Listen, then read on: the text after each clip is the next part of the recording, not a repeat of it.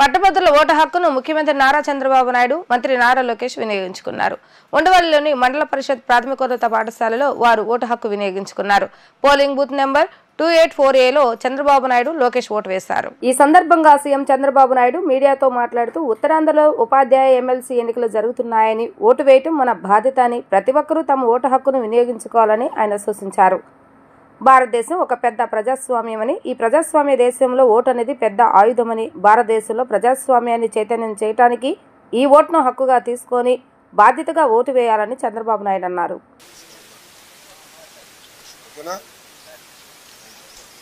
ఇప్పుడు అందరికీ నమస్కారాలు. ఈరోజు కృష్ణా, గుంటూరు, ఈస్ట్ గోదావరి, వెస్ట్ గోదావరి, పాత జిల్లాల్లో గ్రాడ్యుయేట్స్ కాన్స్టిట్యున్సీ ఎలక్షన్ జరుగుతున్నాయి. ఉత్తరాంధ్రలో ఎమ్మెల్సీ ఎన్నికలు జరుగుతున్నాయి, అది కూడా టీచర్స్ కాన్స్టిట్యున్సీకి. వీళ్ళందరూ కూడా చదువుకున్న ఓటర్లు.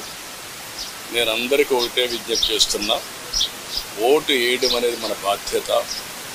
ప్రతి ఒక్కరూ కూడా మీ ఓటు హక్కుని ఉపయోగించుకుని బాధ్యత నెరవేర్చాల్సిన అవసరం ఉంది.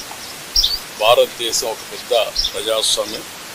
ఈ ప్రజాస్వామ్య దేశంలో ఓటు అనేది ఒక పెద్ద ఆయుధం. మీ అభిప్రాయాలు మీరు చెప్పడానికి కానీ, అదేవిధంగా భారతదేశంలో ప్రజాస్వామ్యాన్ని చైతన్యంగా పెట్టడానికి ఈ ఓటు అనేది ఒక హక్కు కింద తీసుకొని అందరూ కూడా ఒక బాధ్యత కూడా. ఆ విషయం కూడా మనం గుర్తుపెట్టుకోవాల్సిన అవసరం ఉంది. ఎప్పుడైతే ఓటేస్తామో అప్పుడు మనందరం కూడా ఒక చైతన్యవంతమైన ప్రజాస్వామ్యానికి నాంది పలుకుతాం. అది ప్రోగ్రెస్కి కానీ, వెల్ఫేర్కి కానీ, భారతదేశ ప్రతిష్టకు కానీ పనిచేస్తుంది. ఈ ఓటు హక్కు అనేది ప్రతి ఒక్కరూ ఉపయోగించుకోవాల్సిందిగా ప్రతి ఒక్కరికి విజ్ఞప్తి చేస్తుంది.